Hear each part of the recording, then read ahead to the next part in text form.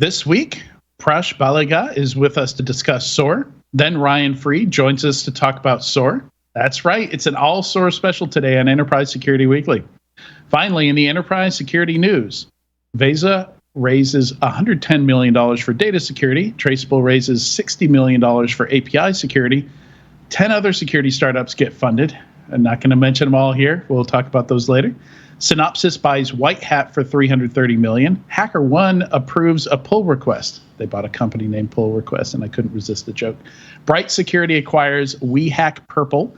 LexisNexis acquires Behaviosec. JupyterOne continues to release some compelling books. The DevSecOps evolution, and the future of product-led growth. All that and more on this episode of Enterprise Security Weekly. This is Security Weekly, for security professionals, by security professionals. Broadcasting live from G-Unit Studios in Rhode Island, it's the show where we talk security vendors and aren't afraid to name names. It's Enterprise Security Weekly. Deepwatch helps secure the digital economy by protecting and defending enterprise networks everywhere, every day. Deepwatch leverages its highly automated cloud-based SOC platform backed by a world-class team of experts who monitor, detect, and respond to threats on customers' digital assets 24/7, 365. Many of the world's leading brands rely on Deepwatch's managed detection and response. Visit securityweekly.com/Deepwatch to learn more. Attackers are only getting more proficient, so how can you proactively adapt your cybersecurity strategy? Core Security by Help Systems helps you uncover and prioritize the risks that pose the biggest threat to your organization. Core Impact is a penetration testing tool that safely finds and exploits vulnerabilities using the same techniques as attackers. You can conduct advanced pen tests with ease using certified exploits and automations. Take your engagements to the next level by pairing with Cobalt Strike, a threat emulation tool ideal for adversary simulations and red team operations. Learn more at securityweekly.com/core security. Welcome to Enterprise Security Weekly, and happy World Portuguese Language Day. Bet you thought I was going to say happy Cinco de Mayo, but no. This is episode 272, recorded on Thursday, May 5th, 2022. I'm your host, Adrian Sanabria, and joining me is the Czar of Zero Trust, the captain of content, Katie Tytler. How are you, Katie? I am well. Happy National Portuguese Language Day to you as well. Yeah, it was pretty neat. I didn't know that was a thing. And it, when I went to check what, silly, frivolous, special holidays were scheduled for today, that was one of them. And actually, the site that I use didn't even have Cinco de Mayo on the list. So I thought I'd go with the less obvious choice. Well, that's wonderful. Portugal is a wonderful country. We should celebrate it. And I especially like their egg custard tarts. Honestly, I think Brazil before Portugal, of course, is awesome. Yeah. And their tiles and just everything. So yes, let's celebrate Portugal. Yeah.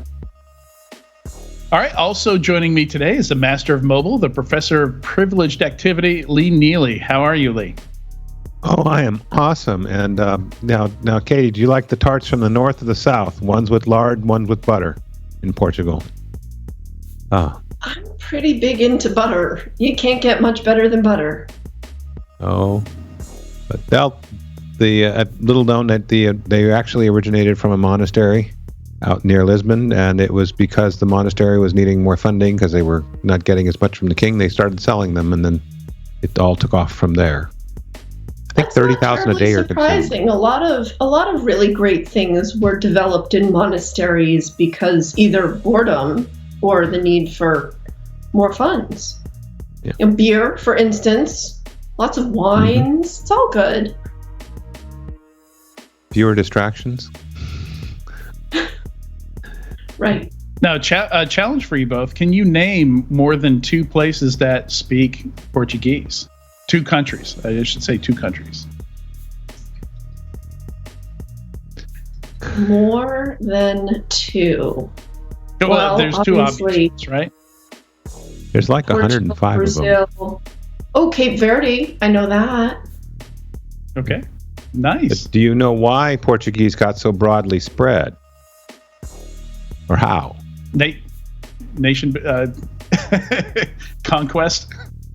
Well, as they were exploring new countries, they discover somewhere new, and they drop off a sailor to see how the place was, and they come back a year or two later. He'd report out and probably introduce his new family, and they were learning Portuguese, so they just repeated that all around the globe. So you got Portuguese spoken in many spots. Okay. Yeah, I mean, if asked the question, Brazil and Portugal would be the only two answers I'd be able to give. But apparently also Angola, Mozambique, Guinea-Bissau, and Sao Tome and Principe, which I'm probably badly pronouncing. Anyway. Yeah. Anyway, since if we're going to mention Portuguese Language Day, we might as well talk about where it's spoken. It's the sixth most spoken language, surprisingly. Yeah, very interesting. I'm actually trying to learn it now because most of my coworkers' first language is Portuguese. So very nice. Hopefully I'll get a chance to go to Brazil soon. Looking forward to that. All right, some announcements here. Do you have a specific guest or topic that you want us to cover in one of the shows? Submit your suggestions for guests by visiting securityweekly.com/guests and completing the form. We review suggestions monthly and will reach out to you once reviewed. Right then, for our first interview, we are talking about simplifying security orchestration and automation, which is we more commonly refer to as SOAR. But orchestration and automation are the key pieces of that SOAR acronym. And I think the R is response.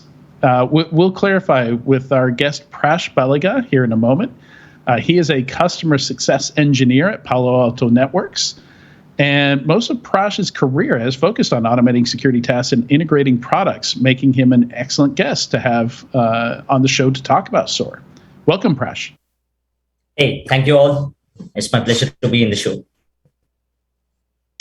Yeah, great to have you here. And Prash, it's late in the night for Prash. Prash is on the other side of the world from us in Singapore, which is another country that I hope to be able to get to one day, perhaps to see an F1 race. Absolutely. You're all welcome. Well, as they say, security engineers don't have any specific time limits. So, of course, it's a very critical digital era wherein we'll have to work around the clock sometimes. Well, it's just one of the another day in the security industry for us, late in the night, but it's fun. No, I think it's an excellent point. Singapore, I think, is one of those key, like anyone who has an around the sun or follow the sun model, they call it with incident response and SOCs. Singapore is one of those key cities in the Asia Pacific region, right? True that. Well, even if you speak about all the major companies, they are all headquartered in Singapore, especially for the JAPAC, or I would say the APAC region, because of the geographical location. So yeah, it's one of the key countries here to handle the SOC as well. Like I said, very critical region here. Possibly, could we call it the SOAR capital of the JPAC region? Absolutely, you can say that. Very all well right, said. we don't have any data on that, but we're declaring it the SOAR capital of that region here. Well, I would take that credit. Heard it here first. So the SOAR category is over a decade old now. I think it became clear pretty early on that we're going to need to do some automation. I was around in the early day of SIMs back in the early 2000s, which I think SIMs even predate that. The first commercial SIMs were maybe in the late 90s, and absolutely, like the moment you found events in your SIM or alerts in your SIM that were important to you, the next logical step is, well, I'd like more data on this, because the first thing you're doing is you're pulling up context, you're doing research on it, okay, whose system is this? Who owns it? What's this IP address coming from? Who owns it? What's on that IP address? all kinds of research that's being done manually. So I think the first time I saw any kind of SOAR functionality was in a SIM. But the question I have for you, Prash, is it a must-have for most companies now, or is SOAR a SOAR product, some kind of orchestration and automation product, more of a nice-to-have? Okay, well, a great question. Well, if you ask me like the same question 2 years back, I would say companies would still think that it is a good to have, or what you call a product in the luxury category when Luxury, it's so expensive. Yes, that's what I would term here.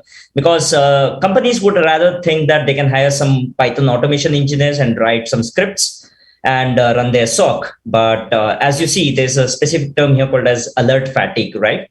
And a huge number of mundane tasks which kept piling up with a lack of resources as well. As we see in the SOC these days, the alerts have been like going at a crazy rate, but the SOC analyst, the skill gap is still high. So that's when companies have slowly started to realize that now it's not just about simple scripts. You need a proper framework into picture wherein you will integrate with most of the security tools, because as you see, most of the tools work in silos. So there's no integration piece involved.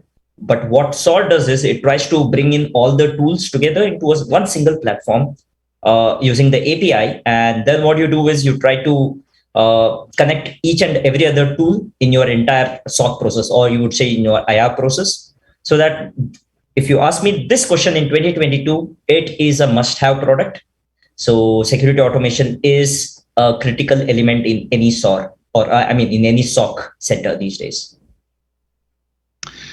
And what have you seen with your customers? Because you get to interact, being involved in customer success. I assume you're involved very early on in the customer's use of the product, perhaps in the onboarding stages, right? Yep, that's right. So when you speak about the customer interactions, when it comes with respect to the SOAR, initially, of course, you cannot expect the customers to know in and out of the product. All they would know is maybe how to handle the XDR or how to handle an EDR product or an SIM, because that is what has been being passed on since many years. And that's what the CISOs or everybody would still be reliable completely on these products. But when you come to the SOAR, there's a huge, again, gap in the knowledge here. They would think that you need to automate everything. You need to write down a lot of scripts, but that's not the key. So what we as customer success engineers or architects, what we try to do with them is like we educate them how to use the product and also explain them that there are already certain out-of-the-box playbooks, as we call it as a playbooks in terms of the SOAR terms, as well as out-of-the-box automations where you can readily use. Also, we have something called as ready-made use cases, which is being provided. Let's say, be it for your phishing or your ransomware cases or case management. We at least try to give them around 5 to 10 use cases readily available, so they don't have to worry about anything they have to write on or they have to develop. All they need to do is configure with their security devices, and they are ready to go. So yes, initially it takes some time to educate the customers, but once they start realizing the value of it, that's when they get their aha moment, wherein they're like, oh, wow, this is that easy. It's straightforward. We don't have to do much about things here.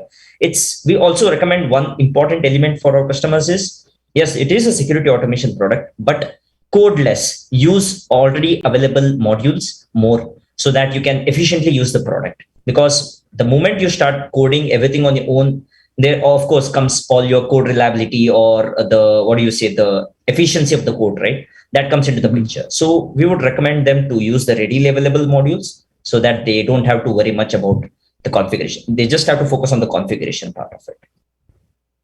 Okay. Right. Yeah. Because then you have maintenance overhead.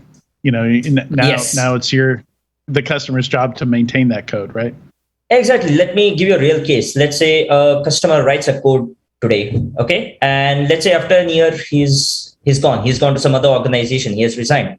Now, again, there will be a new analyst. Of course, we know how tough it is to understand each other's code. And most of the cases, there's no proper documentation as well. So that becomes a huge burden on them. Again, rather than being helpful, it's going to be more of a opposite thing for them.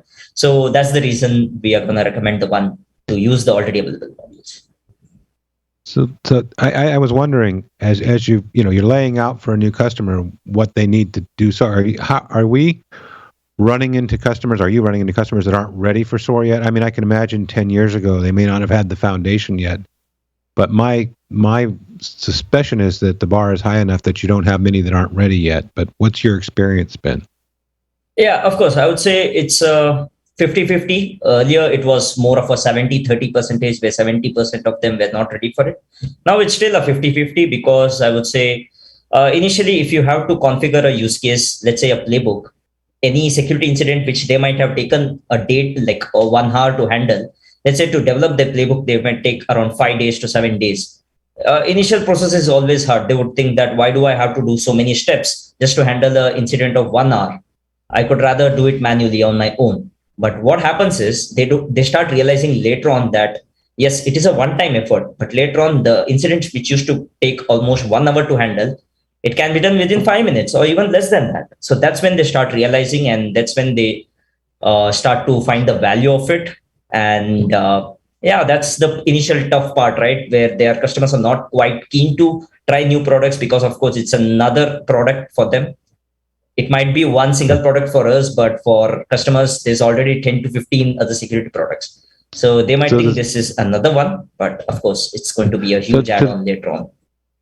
So does this mean you've got to figure out who the evangelist, who's going to just take to it like a fish to water for them to be successful, and then get them rolling and everybody says, oh, this is cool, I got to catch up, or is it different than that?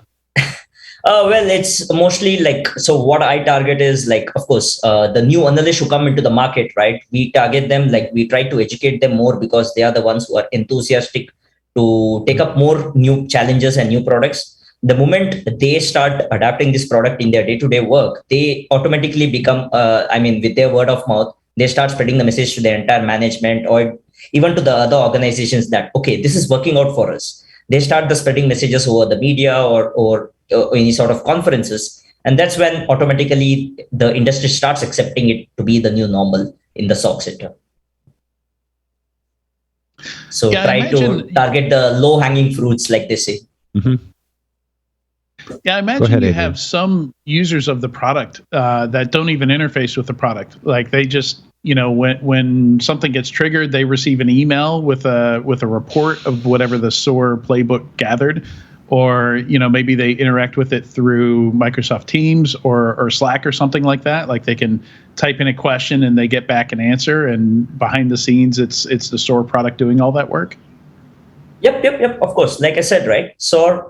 I wouldn't go into any specific vendor here, but most of the SOAR vendors these days have already integrated with almost all the tools available, be it like your communication tools, like your Slack, Teams, or even any platform, any communication platform coming into the market, right? Even it's a Zoom. We have connected with all these platforms. So what we try to do is we try to orchestrate, like the orchestration element, right? This is where it comes into, because most of the vendors these days have exposed their APIs. It becomes quite easy for us to actually develop any new integration. It's not just us as a vendor, even the customers have already started developing their own integration.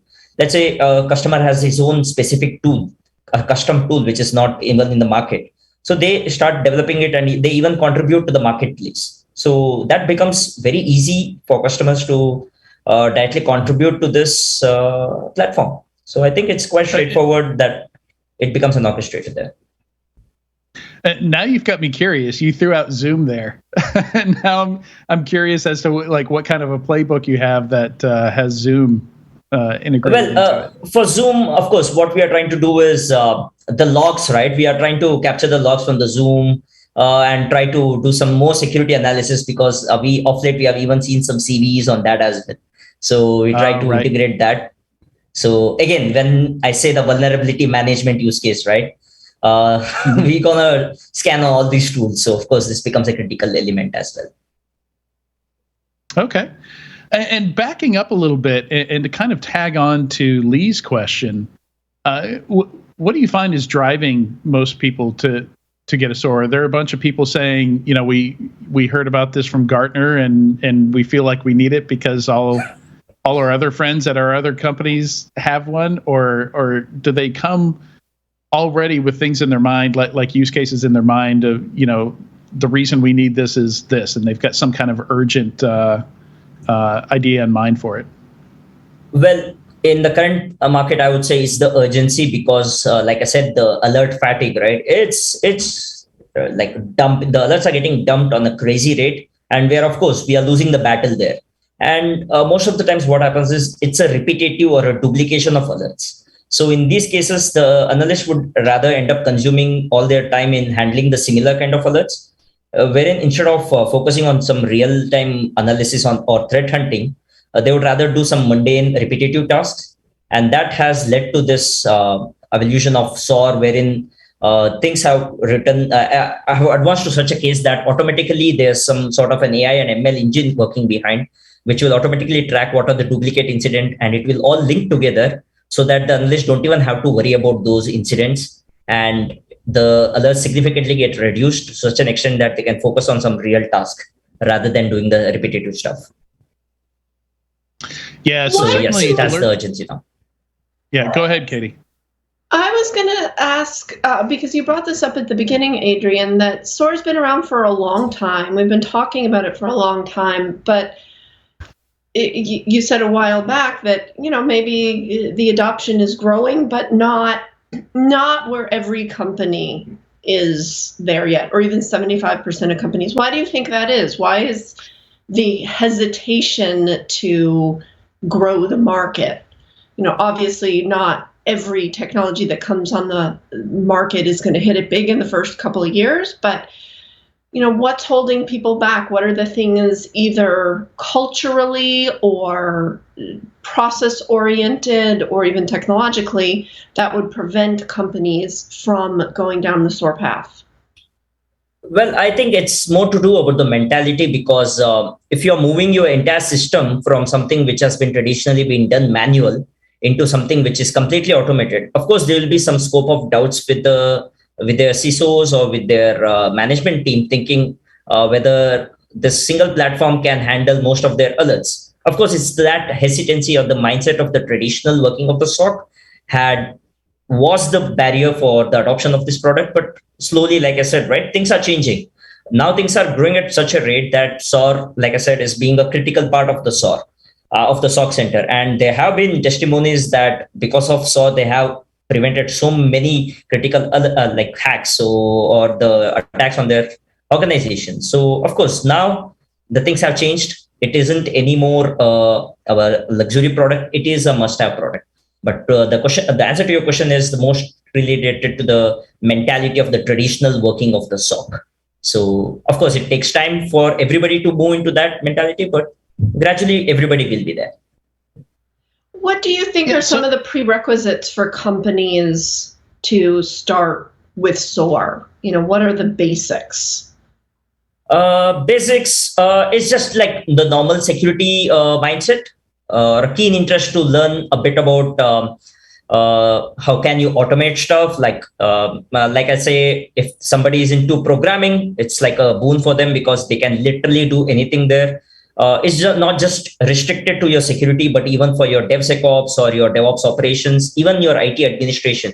Most of the use cases can be solved using your SOAR platform. So it's moving towards a direction that it's not just a security automation thing, but security automation, but any sort of automation involved in your IT operations as well. So yeah, I think this should lead them towards moving towards this. Prerequisite, like I said, you don't have anything as such. It's just that a keen interest to learn the product. That's all. Apart from that, if you know programming, it's great. It's good to have. But like I said, you already have most of the out-of-the-box modules available. So it's just plug and play and you're ready to go. Yeah, and speaking of the SOC, obviously the SOAR kind of fits into the development of security operations, which has gone through a lot of changes over the years. In fact, I think initially it was kind of a response to the SIM, right? You put the SIM in place, you hook it into, you send all your events to this one place, and you're just overwhelmed with information, with alerts and all the logs and reports that you have to build to get use out of the SIM. And it made a whole lot of sense to build some kind of a SOAR product, but also made sense to build a SOC. Like you needed a bunch of people just to monitor this thing Whereas like the day before you got the SIM, you didn't need all those people because you were blissfully ignorant of all that information that you had suddenly gathered. And so maybe talk a little bit about how we've moved beyond the SOC just being, a bunch of people that you hire, just so that you have somebody looking at those alerts on a daily basis. Obviously, I think now there are other roles within the SOC other than just, a couple tiers of analysts that are looking at stuff and then, alerting people in IT and security, when something looks concerning. Well, answer to your question initially, like they said, we have the example of COVID these days, wherein they say, if you don't test, there's no cases at all, so everybody is safe. But that's not the truth, right? If you don't test at all, you'll never get a case. Similarly, if you don't have a proper SOC team, there's never an alert. You're not going to check any alerts. But does that mean the hack is not happening or there's no attack on your organization? Absolutely, right? There is going to be an attack. So how the evolution has happened in SOC is it initially started with just monitoring certain logs. It moved towards the SIM. Then we had a different set of teams doing like L1, L2, L3 analysts. But of course, the hackers got more intelligent as well. So these days now what we need to do is it's not just the L1, L2, L3 analysts. We have our network engineers also collaborating with us. We have our malware analysis team. We have our threat hunting team. There's red teaming, blue teaming. Of course, now there is new SOAR engineers. There's a whole new department who develops the use cases called as SOAR engineers. So of course, it's a new era where we are moving towards in the SOC, wherein there's involvement of data science engineers as well. They're writing more intelligent rules to detect the alerts. So it's a collaborative effort of multiple teams in the SOC, which has led to this evolution. So it's no more just a bunch of analysts doing certain sort of analysis, but a collaborative effort of multiple teams coming towards and I would say it's a proactive approach here to prevent the attack. So it's a collaborative effort, definitely here. Yeah, absolutely. And that's what we've seen also. We've interviewed some folks that do detection engineering and things like that. And it seems like, the goal of the SOC right now, it isn't so much to eliminate itself, but to eliminate a lot of this manual work to be able to more efficiently pull out that signal and get to the whole point of the thing more quickly. Absolutely. Yep. Yeah. Cases that matter more and waste time less. Well, that's again, like I said, right? So the automation piece here also plays a critical element here.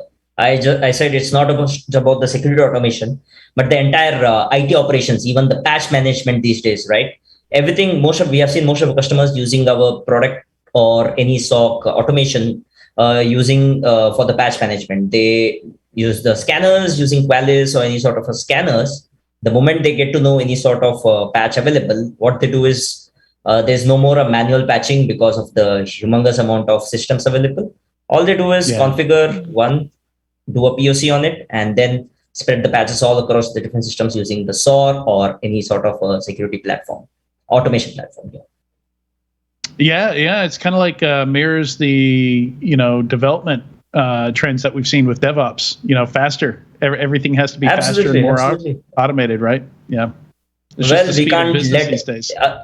Every minute matters these days. So with the new supply chain attacks, though, we know how things have been working on, right? You just can't afford to lose any minute. So you'll have to be proactive in this side. Yeah, Log4Shell, it seemed like you had hours before you started getting hit, right? Well, I still remember like it was a Saturday morning for us, and then we see this news. We are like, okay, our weekend's wasted. We're all back. We have to fix everything there, and of course, spread messages to different customers, like make them aware of this. So yeah, it was critical time. Not just Log4j, even the solar storms. It was quite a terrible thing to happen, but yeah, it's gonna keep increasing as days pass on. More work for us.